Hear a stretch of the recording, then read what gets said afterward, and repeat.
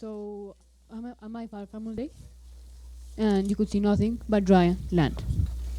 So I asked my father about it. He told me, summertime, it's raining, cows don't have any food, there's no milk. So I asked him, sell the cows, sell the farm. He told me, I can't. Those cows are part of me. Those are decades of my work, and I will never give up on them. So the moral from this story is that he could have given up, could have sold the cows, made some money, and end with that property. But he didn't.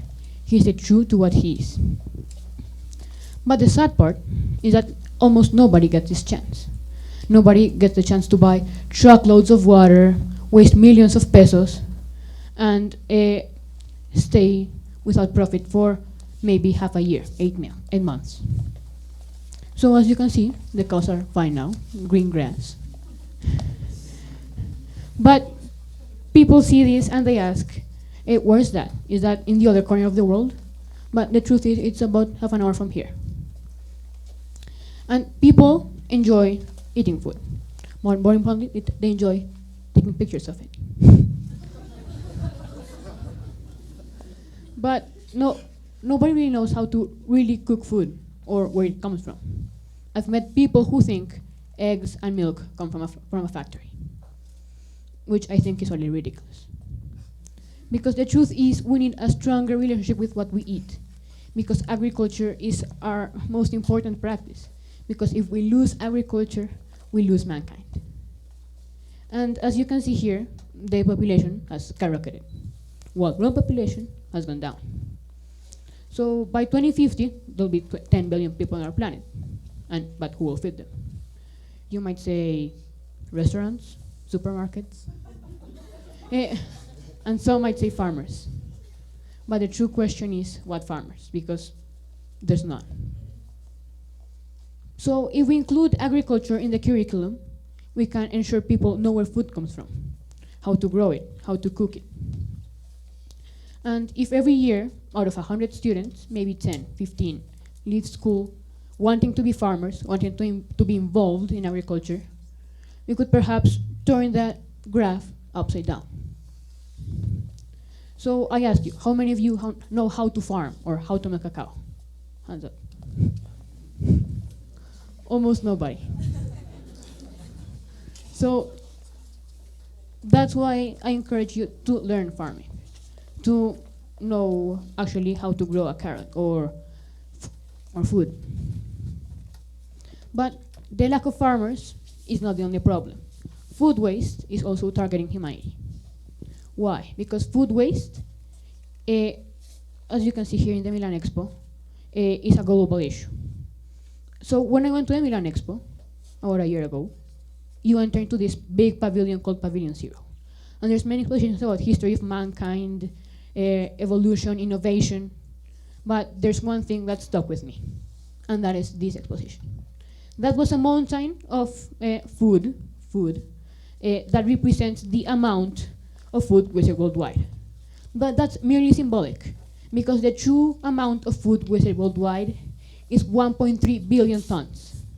That's 1/3 of the food produced worldwide for humanity.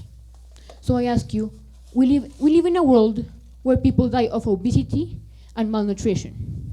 How is that possible? That's mislocation of food.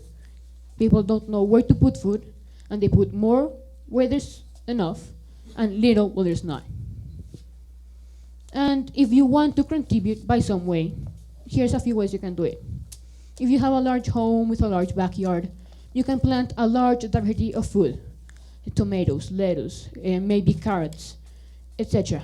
And you can do it like in this picture, using old dog food bags or recycled bottles. But if you live in a rather small apartment like mine, you can do what I did in this video. Will you play?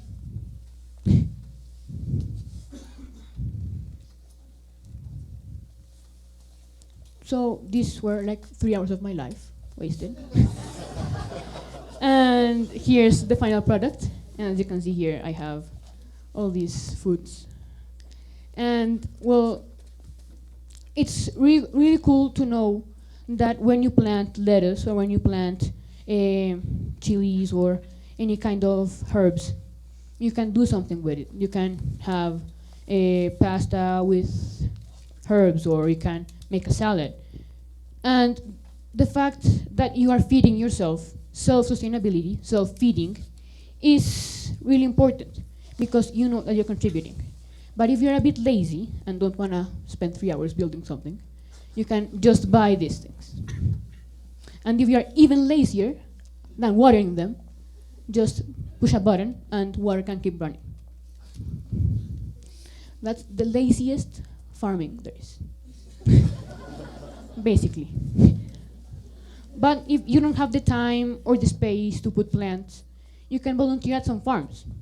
You can grow real food in a real farm, in real farmers. And you might not be paid in cash, but you might be paid in carrots, lettuce, tomatoes. And I bet that none of you know that there's one of these farms outside of Bogotá that allow you to volunteer and get paid in food. But farming is not just two old guys living in a big red barn. Farming is really hard. And farmers are quitting. And not only because of this, because farming is fun, but because of many reasons. The first, they depend on the weather for their pay. If it rains, they make money. If it doesn't, they lose money. Second one, they are paid below human standards. When companies or supermarkets come and buy their products, they are paid below minimum wage. And the truth is, farmers know about this, but there's no one to tell this to. The third one is that people don't want to farm anymore. This generation wants to move to the city and maybe study or have a decent job with a fixed salary. But it's not only millennials that want to do this, but farmers themselves are quitting, moving to the city, getting a fixed job, and eventually retire. But what if we could make farming easier? We can facilitate farming for them.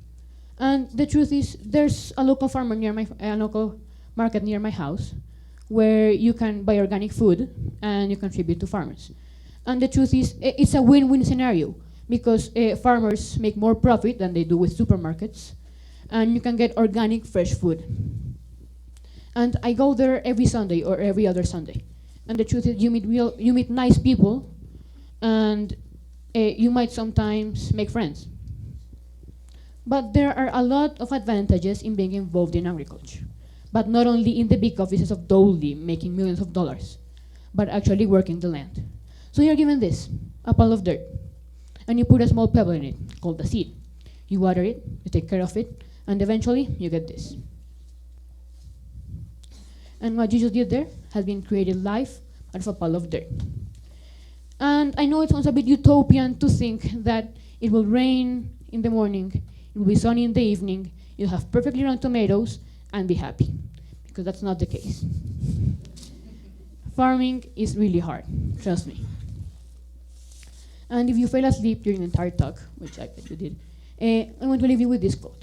And it says that farming is the most important job because we make use of it every day.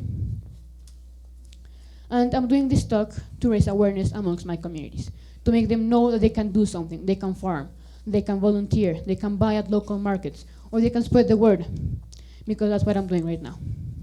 Thank you.